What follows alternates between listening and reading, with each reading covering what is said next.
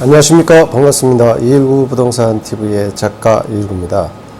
오늘 여러분에게 소개시켜드릴 책은요, 내일의 부라는 책입니다. 내일의 부, 트러스트 북스에서 나왔고요, 김장섭이라는 저자가 지었습니다. 내일의 부, 이 책에 대해서 리뷰를 하도록 하겠습니다. 그래서 제가 이렇게 이제 한 일주일에 걸쳐서 정리를 쭉 했습니다. 정리한 내용으로 여러분에게 또 소개해드리도록 하겠습니다.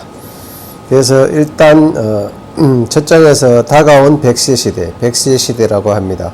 지금 70년생 이후라면 거의 대부분 100세까지 산다고 합니다. 자, 그런데 우리는 은퇴를 너무 빨리 하죠. 한 60세 정도 하니까 40년의 공백이 생깁니다. 뭘로 먹고 살아야 될까요? 그게 가장 큰 문제입니다. 그래서 여러분께서는 투자를 잘 해야 하고요. 100세까지 살기 때문에 지금도 90세까지는 적어도 일을 해야 될 것으로 보입니다. 우리가 그렇게 노후 준비가 잘 되어 있는 나라가 아니니까 그렇다고 볼 수가 있겠습니다. 자, 그런데 이 장 우리나라는 왜? 라는 제목이고요. 한국의 노인 빈곤율은 OECD 회원국 가운데 가장 높은 것으로 나타났다. 거의 40~50%가 빈곤층에 해당이 되겠는데요. 후진국에서는 노인이 되어도 문제가 되지 않는다고 합니다. 아이들에게 농사를 시키면 되고요, 보내면 되고 공장에 보낼 수도 있죠. 그래서 후세대가 이제 전 세대를 부양하는 그런 형태가 되기 때문에 큰 문제가 안 된다고 보지만 우리의 현실은 어떨까요? 우리 아이들이 우리를 부양하게 될까요? 전혀 그렇지 않습니다. 그래서 선진국이 되면 우리 아이들도 취업이 되지가 않습니다. 이미 근로자 임금이 많이 올라 있고 또 3D 업종 힘든 일에는 아이들이 하지 않으려고 하기 때문입니다. 교육 수준도 많이 높아졌고요. 그래서 임금이 쌓여 생산비를 낮춰 전 세계로 수출이 가능한데 시장이 넓어야 또 내수 시장이 커서 소비를 일으킬 수도 있을 것입니다. 가장 적합한 곳이 바로 2001년 WTO에 가입한 중국이죠. 그래서 2016년 기준으로 현대자동차 같은 경우는 근로자 평균 임금이 9,400만 원이라고 합니다. 지금은 1억이 넘어서는 걸로 알고 있죠. 그래서 아이들은 일 대신 펜을 잡고 죽으라 노력하며 살아왔지만 막상 졸업하고 나면 갈 곳이 없습니다. 직업이 없으니 결혼을 꺼리고 중년들은 아이들 교육비에 허리가 휘게 되는 거죠. 바로 저의 현실이라고 할 수 있겠습니다. 그래서 이 책을 리뷰한 게가 되죠. 근데 이 책의 장점은 이렇게 많은 분야에 대해서 다뤘는데 단점은 부패식이라 하나의 맛있는 반찬이 없다는 겁니다. 대충 그럭저럭하다 이렇게 볼 수가 있는데 그래도 관심을 갖고 들어주시기를 바랍니다. 그래서 우리는 끊임없이 고민을 해야 되는 겁니다. 노후를 누군가 책임져 주지 않기 때문에. 자, 은퇴 후는 어떻게 해야 될까요? 자녀 교육을 최우선으로 하는 부부일수록 노후 파산 취약층이라고 합니다. 사실 저희들 세대가 다 그렇죠. 그럼 또 애들을 키우지 말아야 하는가? 학원도 보내지 말아야 하고 대학교도 보내지 말아야 할까요? 참 그래서 살기가 어렵죠. 자녀들이 공부를 잘하면 그나마 좋은데 또 못한다면 어떻게 또 미래를 설계해 줘야 될까? 그런 부분들도 고민이 아닐 수가 없습니다.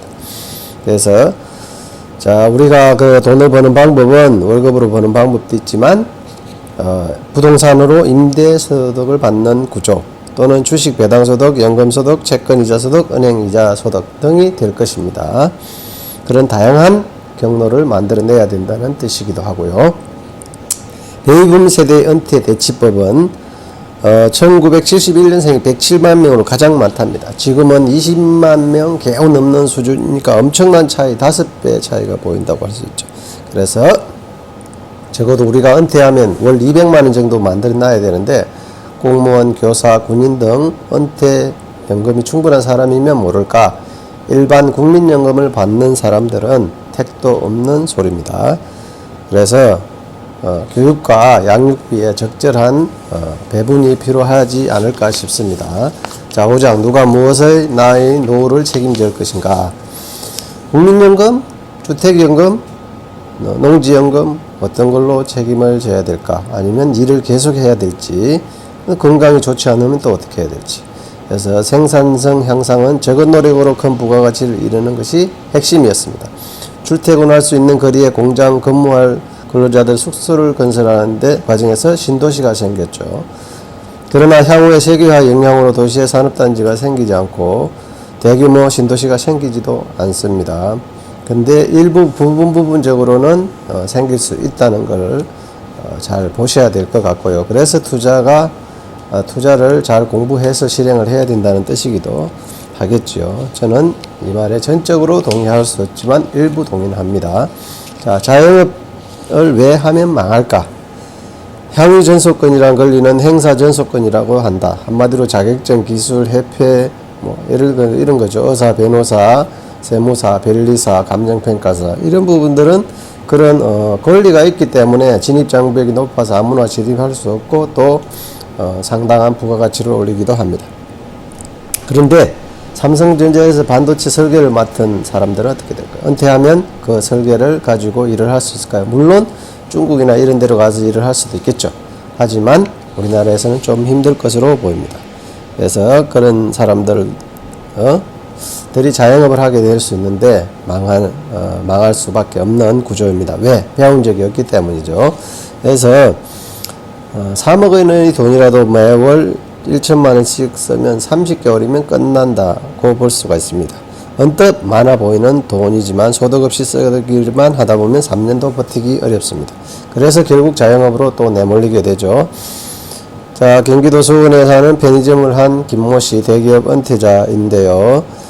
편의점 했다가 월 3,400도 남기기 힘듭니다. 부부가 아르바이트 고용해서 하다가 지금 최저임금이 올라서 두 부부가 하고 있는데 매출 5천만 원 올려도 3,400 가져가기도 힘들다고 합니다. 근데 다시 시작을 한다면 절대 편의점을 안 한다고 합니다. 자기 시간도 없고 완전 매달려 있기 때문이죠. 자, 오늘날 소비자들은 그냥 싸기만 해서는 두 번 다시 구매하지 않는다. 프랜차이즈의 싼 가격은 가맹점주의 싼 인건비에 기인한다. 그래서 프랜차이즈 함부로 도전해서는 안 됩니다. 망하는 지름길입니다. 돈 털어먹는 지름길이죠. 자, 그래서 우리나라 대기업보다는 세계적인 대기업이 좋다. 나에게 3억 원 정도 있다면 무엇을 해야 할까? 배당주를 사는 것도 나쁜 방법이 아니야. 주식 투자 굉장히 조심해야 됩니다. 쉽게 생각하면 안 되죠. 저 같으면 월 500만 원 이상 나오는 원룸 통건물을 살 것입니다. 제가 다른 동영상에도 찍어놨으니까 잘 참고해서 보시고 맞으면 투자를 하시면 되겠습니다. 안 맞으면 주식 투자하거나 저축해도 되고요. 그거는 본인의 판단에 맡기도록 하겠습니다. 자, 그리고 다음은 주택 상가 재건축 재개발 할 수 없으면 소비재다. 이것도 잘 보셔야 되는 게 다른 나라들도 상당히 주택 가격이 비싼 데가 많습니다. 뉴욕, 런던 이런 데는 한 채 몇 천억짜리 아파트도 있으니까요. 우리나라도 만만치 않습니다. 강남. 자, 신도시는 건설사가 분양에 성공했을 때 모든 이익을 건설사가 가져간다. 그러나 재건축 재개발은 자본과 나누기 때문에 사업성이 없으면 하질 않죠. 그래서 상가도 마찬가지. 좋은 입지의 땅들은 괜찮겠지만 입지가 떨어지는 곳, 유동인구가 없는 곳을 샀다가 돈만 몰리고 공실 생기면 그 부담은 누가 책임져야 될까요? 상당히 힘든 상황이 되겠죠. 그래서 시사 선택이 필요한 거고요. 청년은 왜 취직이 되지 않는가? 헝가리는 법인세 9%, 우리는 25%라 합니다. 법인세만 높아서 그런 게 아니고 인건비가 너무 높죠. 그래서 청년 실업은 대기업 때문이 아니고 대기업이 일자리 창출을 하지 않기 때문입니다. 그래서 다 대기업 가고 싶은데 대기업 갈 일자리가 없습니다. 그리고 공장 자동화, 스마트 팩토리가 되어가지고 사람도 많이 필요가 없습니다. 뽑지도 않습니다. 그런 여러 가지 문제들에 봉착하고 있는 것이 우리의 현실이라고 할 수가 있겠습니다.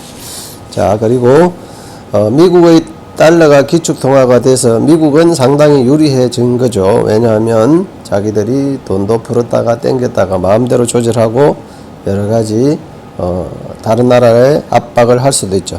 그래서 한국도 중하고급 무기 생산 그리고 강력한 제조업 국가가 된다면 미국이 절대 한국을 포기할 수 없다고 합니다. 그래서 대만은 반도체가 있기 때문에 그런 거고요. 우리나라도 제조업 강국이기 때문에 그렇게 될 수 있다고 보죠. 근데 한국은 일부의 대기업과 80% 이상의 중소기업 그리고 자영업자들만이 있는 것이다. 그래서 우리의 청년들이 취업을 할 곳이 마땅히 없죠.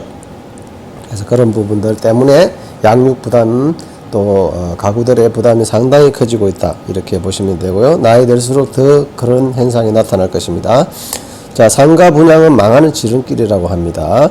원래 위례, 광교, 동탄 2기 신도시, 그 다음에 세종시, 충북 핵심도시 등 보면 비어있는 상가들 너무 많습니다. 저것을 받은 사람, 산 사람, 분양받은 사람, 낙찰받은 사람은 어떤 상황이 됐을까요? 상당히 힘든 고비가 오지 않을까 싶습니다. 특히 지금처럼 이자율이 7%에 대출받아 샀다면 와, 상상하기도 싫습니다. 왜 그럴까요? 자, 온라인이 활성화돼서 요즘은 쿠팡이라든지 아마존 같은 데서 배송을 받아가지고 물건을 시키는 경우가 너무 많습니다. 택배가 너무 잘 돼 있죠. 직거래를 엄청 많이 합니다. 온라인에 올려서 그냥 팔죠. 그렇기 때문에 굳이 상가가 필요가 없어질 겁니다. 점점 더 그런 점을 잘 주목해 보시기를 바랍니다. 자, 200만원 월세 받는 상가가 있다. 그렇게 하기가 되게 힘들 겁니다. 앞으로는 400만원, 500만원 받는 상가가 있다. 400만원, 500만원 벌어내기 쉽지가 않습니다. 아주 대도심에 번화가에 있지 않은 이상은요.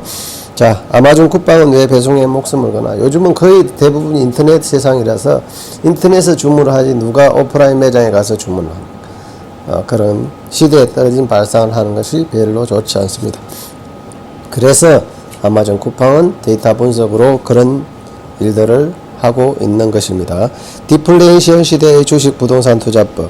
자, 인구가 줄고 공장은 해외로 나가고 고도성장기처럼 온 나라가 개발로 들썩이지 않습니다. 지금은. 그래서 잘 취사선택 해보라는 것이고요. 자, 2부 투자입니다. 12장 자본주의에서 중산층은 왜 몰락할 수밖에 없는 운명일까? 이것은 안정적인 일자리가 줄어들기 때문입니다. 대학을 졸업해도 취직이 안 되고 자녀는 더 높은 학력을 추구하게 되고 대학은 박사과정까지 밟아야 되기 때문에 교육에 들어가는 돈이 너무 많아 살기가 어려워집니다. 자, 그래서 중산층이 한순간에 나락으로 떨어지게 되는 것이죠. 왜? 돈은 못 벌고 쓰는 것은 많기 때문입니다.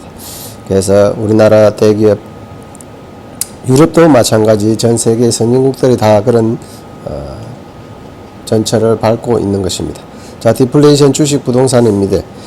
일본의 디플레이션은 무려 20년째 진행 중이고요. 자, 이제야 조금씩 반등하고 있지만 자, 인건비가 올라가면 생산 공장은 인건비가 싼 나라로 옮겨가든지 아니면 무인 공장을 만드는 수밖에 없다. 따라서 선진국들은 생산 공장 이전으로 인해 공장 노동자층이 사라지고 그 자리를 자영업과 저도석 서비스업이 메운다.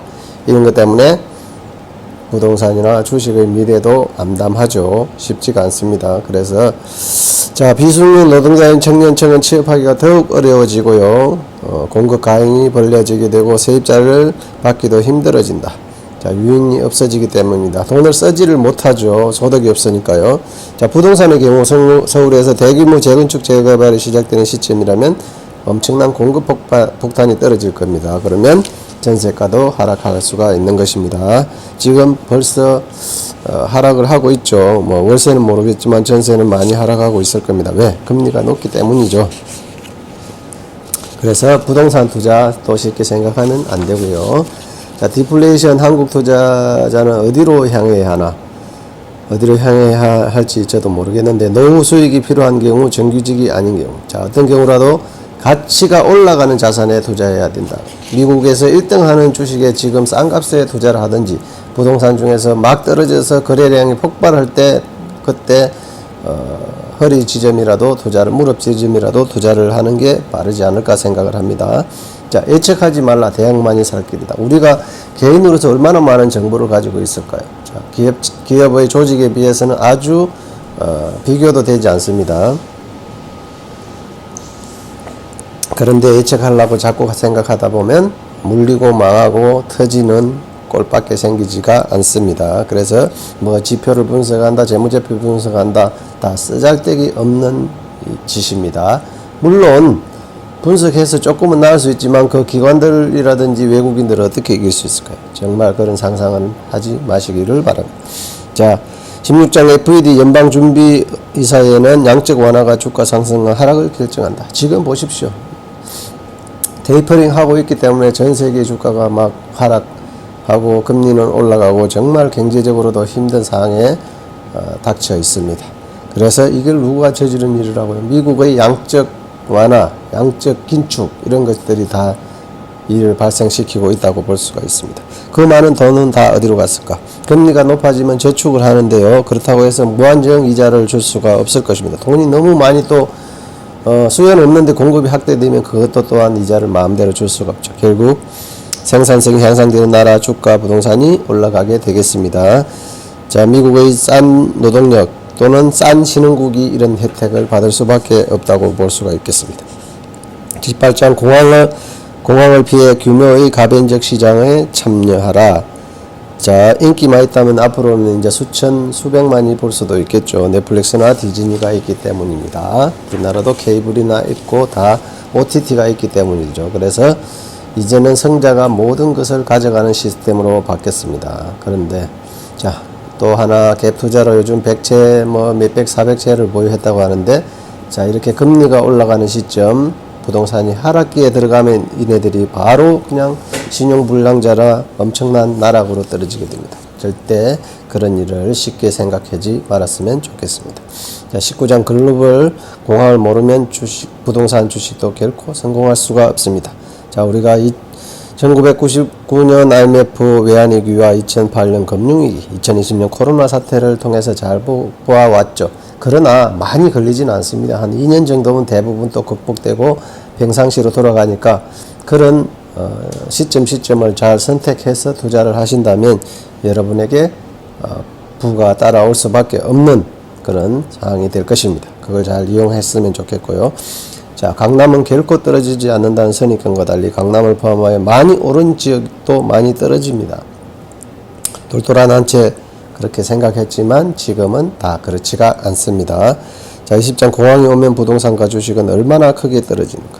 자, 한국은 2008년 금융 코스피가 50% 하락했다고 합니다. 그래서 공황이 오는 순간 일시적 상황 때문에 대출을 많이 끼고 집을 산 경우 집을 날릴 뿐만 아니라 심하면 신용불량자까지 된다고 하는 것이죠.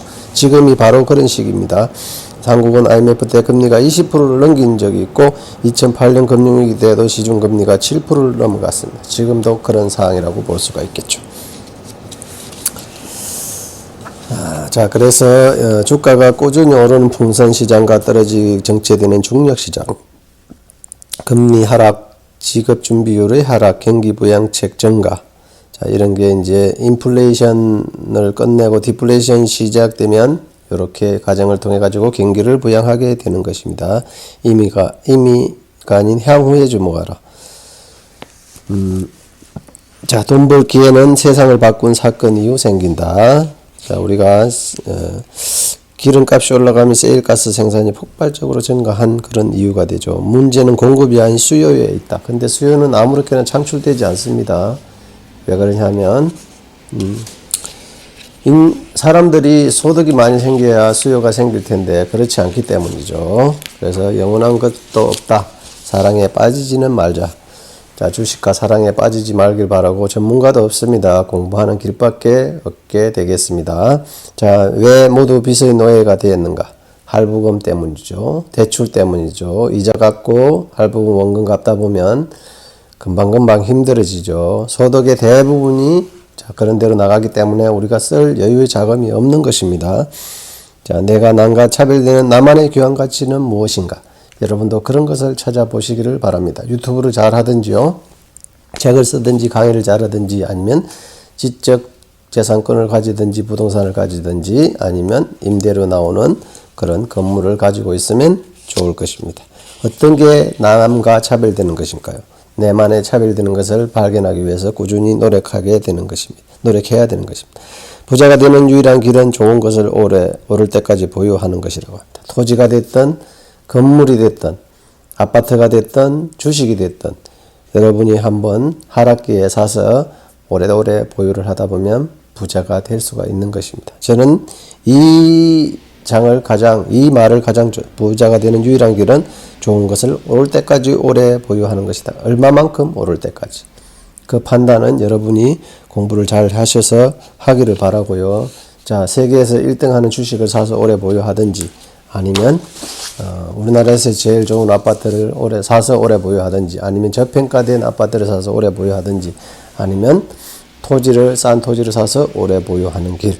어떤 길이든지 여러분이 선택할 수 있습니다. 자, 4차 산업 혁명으로 돈을 버는가? 3차 산업혁명에서는 OS를 만드는 마이크로소프트, 그래픽카드를 만드는 엔비디아, CPU를 만드는 인텔, 메모리를 만드는 삼성전자 등이 혜택을 받는데요. 자, 지금은 어떤 업종이 메타버스일까요? 4차 산업 자율주행일까요? 드론일까요? 잘 판단해 보시기를 바라고요. AI일까요? 여러분이 그런 것을 공부해야 된다는 것입니다. 새로운 세상에는 어떤 것이 열릴지 잘 판단하고 공부하시다 보면 여러분에게 딱 맞는 것이 올 수도 있습니다.